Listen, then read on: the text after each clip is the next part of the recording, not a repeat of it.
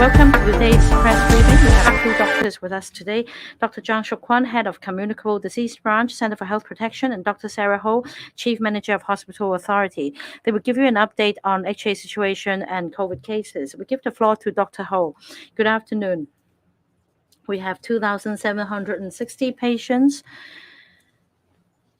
in our facility. 322 are newly confirmed cases. For those requiring isolation facilities, 479 patients are in isolation wards, 193 patients in second-tier wards, and 496 patients in Hong Kong North Lantau Hospital Infection Control Center. 217 patients are in treatment center for COVID in Asia World Expo, and 204 of whom are new cases. We reported 7 more patients yesterday in critical condition and 9 more patients in serious condition. Among the confirmed cases in our facility, we have 51 in critical condition and 57 in serious condition. 14 patients in critical condition are receiving intensive care. We also reported 15 more death cases, comprising 10 males, 5 females, age 50 to 102. 9 of the deceased did not complete the 3-dose vaccination regime. I'd like to highlight one case involving a younger patient. It's a 50-year-old male patient. On the 14th of September, because of stomach pain, this patient visited A&E unit of Port Oi Hospital. On arrival at the A&E unit, the patient's blood pressure was found to be low, and we then proceeded to resuscitation, and we also conducted a rapid antigen test. The result was negative. Because of the urgent situation, the patient was referred to intensive care unit of Tuen Mun Hospital the same day for further treatment. The patient's condition continued to deteriorate, and in his blood sample, we found bacteria, and unfortunately, the patient then passed away. And whilst in hospital, 2 PCR tests were conducted on the patient. Negative results were returned. And according to record, on the 28th of August, the patient also did an RAT with a positive result. So according to our statistical definition, we are reporting this case today. Another patient was a 4-year-old boy. On the 13th of September, this boy tested positive for COVID. And on the 15th of September, because of shortness of breath, he was admitted to A&E unit of Tin Shui Wai Hospital for treatment. On the same day, he was transferred to the isolation ward in Tuen Mun Hospital. And then this morning, the boy's condition suddenly deteriorated. Despite resuscitation, he passed away. This boy had chronic illnesses, and he required intubation for feeding. And he had fever, coughs, and shortness of breath as onset of symptoms. The boy also had 2 jabs, respectively in April and May, of Sinovac vaccines, and the case has been referred to the Coroner's Court for further investigation. 360 patients have recovered as of yesterday, including 333 who have been discharged. 6 patients test positive via hospital admission screening, and 16 patients sharing the same wards will be listed as close contacts. As for HA staff members, we have recorded 114 more coming down with COVID, and 66 other staff members have returned to their positions. Dr. Zhang. As of yesterday, we recorded 8,868 local infections, including 2,185 PCR positive cases and also 6,683 RAT positive cases. There are also 131 imported cases, including 125 PCR positive and 6 RAT positive cases. Among the 131 imported cases, 62 were picked up at the airport, and 29 picked up at quarantine hotels or quarantine centers. As for the remaining 37 cases belong to specimens collected on the 4th and the 7th day, and also 3 more cases for specimens collected on the 8th and 10th day. They come from 36 countries, and 4 countries imported more than 10 cases, including UK 23, Thailand 18, US 10 cases, and the Philippines 12 cases. As for the remaining places, they have imported fewer than 10 cases. As mentioned by Dr. Ho, the HA today reported 15 death cases to us, and the forensic pathologist also reported 1 case to us, and that's an 85-year-old male patient. He lived with his family. He required constant care, and he had chronic illnesses such as DM and hypertension. On the 6th of September, he had some coughs and a dry throat, so he stayed home. He did not have contact with any COVID patients. On the 10th of September, he did a test at the community testing center and then received a positive report on the 11th. And then on the same day, he was found to have passed away at home. The case was sent to the forensic pathologist. And according to the pathologist's observation, his death is related to COVID. As for care homes, 3 residential care homes for the elderly have recorded 3 confirmed cases involving residents and Chong Park in Yau Chim Mong and Yuen Long Changqing, and then in another district, Tianting, home for the elderly. As for schools, today is Friday. We have 656 schools reporting 1,014 positive cases to us, affecting 885 students and 129 teaching staff. And for the 1,014 cases, they've come from 151 kindergartens and childcare centers, 268 primary schools, 222 secondary schools, and 15 special schools.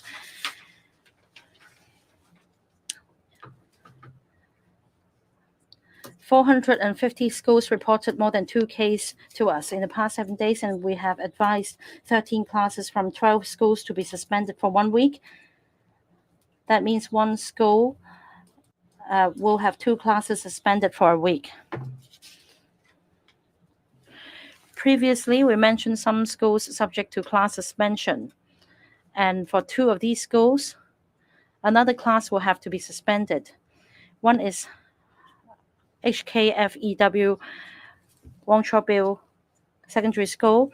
Last time is class 5B, now is 6B, now is 5B. Next, Singdo Galan College. Faith class was suspended. Now S1 honesty, in which 4 out of 31 students have been infected, and this class will be suspended. As for subvariants, the percentage of L452 are further edged upwards, and for the specimens taken on the 13th, the percentage of L452R now stands at 84%. For BA.5, it's about 74.3%, BA.4, 9.7%, BA.2.2, 12.6%, BA.2.12, 12.1, about 3.4%. That concludes my report today. The floor is open. Please introduce the media organization you represent before you speak. Questions? At the back row on the right-hand side. I'm from Now TV. First, about the boy passing away in Tuen Mun Hospital. What is the reason for his case to become critical? Was his death related to COVID or not? According to his family members, there is a question whether it's a medical incident. What is your view? And also for healthcare staff, did they know that this boy had difficulty in eating? And then Dr. Leung Park Yin said that somebody is holding back the path to normalcy. What is the CHP's view? And for Hong Kong, U indicator is now dropped below 1. Does it mean that the epidemic has peaked? And according to some experts, the epidemic is coming to an end. Do you agree? Is there room to relax the social distancing measures? The R number at HKU reflects, like over the past week, the pandemic situation. The numbers have seemed to be stable or on the downward trend is less than 1. But today's number rose a bit again in terms of caseload, more than 8,600. So it might have to do with the Mid-Autumn Festival. So we need to wait for a few days to see whether the number of caseloads continue to drop or what, or where there's an obvious downward trend or not. But we need to monitor the situation in the coming few days. In the past few weeks, the government has all along been monitoring the trend and has come up with some adjustments in precautionary measures. For example, it has already scrapped the suspension mechanism and also introduced the 3+4 quarantine measure. I'm sure the government will make further adjustments when needed. As for the boy, in the morning, his condition deteriorated. After making last-ditch efforts, the boy still passed away because his situation deteriorated very quickly. So we will refer this case to the coroner's court to take up a follow-up investigation to find out the reason behind. Next one, on the left, in the front row. I'm from cable TV. I want to ask about under the 5th wave, the death rate actually has been based on the situation since the pandemic occurred. But in the latest row, in the early stage, oral medicine was not available. And also, do you think that we should actually look at the death rate on the basis of different periods so as to come to a fairer analysis? And also, the Health Bureau said in the blog yesterday that the mask can be a good protection against flu, but not COVID-19. So do you think that it's time now for us to remove the requirement for people to wear masks? I don't quite get your second question. What is your second question in relation to masks? Because there is a blog written by the Health Bureau that says that masks can help us prevent against getting flu, but not COVID-19. It's written that in the past 2 years. What's your question? In the past 2 years, the mask could help prevent against flu, but not COVID-19. So do you think that the mask can have little preventive effect? Do you think we should remove the order of people to wear masks? Actually, all along, the death rate actually was classified into various categories, like for those who have received vaccination, and also it has a breakdown on the basis of age groups. Under the 5th wave, in this latest wave, and since May, the death rate actually can be considered to be lower. But that's largely due to the fact that we have implemented a number of measures, and also vaccination rate has gone up, and the hospital authority has been distributing the oral medicine to high-risk groups. And the death rate normally, as you can see, for people with vaccination, for the whole 5th wave, for people fully vaccinated, even though the overall death rate is 0.6%, if they have received 3 doses, then the death rate is 0.04%. But of course, the situation varies depending on the age groups. For those aged above 80, the death rate is quite high at 8.4%. But if you have got 3 doses, it will drop to 1.12%. But if you have not receive any vaccination at all is as high as 14.something%. The death rate recently, well, since May, then is around 0.1%. And that's mainly because most people have received doses of vaccine. And also a number of treatment measures were also adopted. So it doesn't really make much difference with where you draw the line. Since May, from May till now, of the 460 plus deaths, more than 320 are people aged above 80, making up 70% of the total. At this moment, people aged above 80 and small children have not yet received even one dose of the vaccine. I can give you a figure. Like by yesterday, people aged from 5 to 10, 64,000 people have not received any dose, 60% of the age group, and 6 months to 4 years old, 90,500 people, or 49% of the age group have not received any dose at all. For those aged 80 or above, figures on September 12th show that 116,000 people have not received any vaccination. That makes up 29% of the age group. So for these people who are unvaccinated, at this moment, should they become infected with Omicron, they have a higher risk of developing severe diseases or even death. So I hope that the high-risk groups, the old and the very young, would receive vaccine. As for the wearing of masks, masks can effectively prevent someone from getting flu, and we haven't seen many cases of flu in the past few years. That's because of the wearing of masks. But masks alone cannot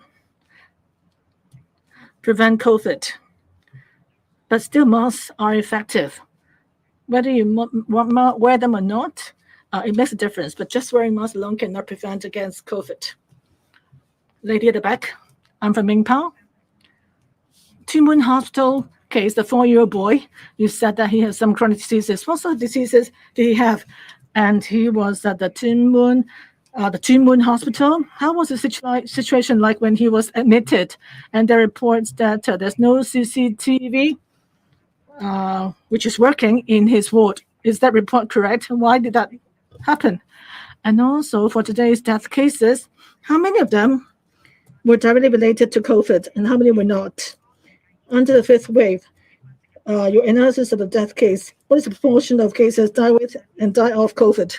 And also to ask about CHP. Well, there are lots of conditions required for the relaxation of social distancing measures, but what are those requirements or conditions? Can you, do you think that now is the time to relax social distancing measures with a drop in the reproductive number that is now below 1? All along, we've been looking at a host of factors. It's a condition of severe cases resulting in death. We also need to consider the ability, the capacity at hospital authority, the hospitals run by the authority, and vaccination rate, whether we have adequate treatment facilities and so forth. And mainly we are worried about whether our medical facilities, services would be heavily strained and undermined, and also whether there would be an uptick in the number of severe cases and deaths. As for the small boy, he got a problem with his muscle strength, and he relied on care by others for a long time, and he needed hospital treatment. That's why he was transferred from Tin Shui Wai to Tuen Mun Hospital. And this morning, his condition suddenly turned bad. And we had tried our best. And this boy, his case, we will refer it to the coroner's court for follow-up investigation. And we hope to find out the exact cause of his death. Number of death cases, the breakdown.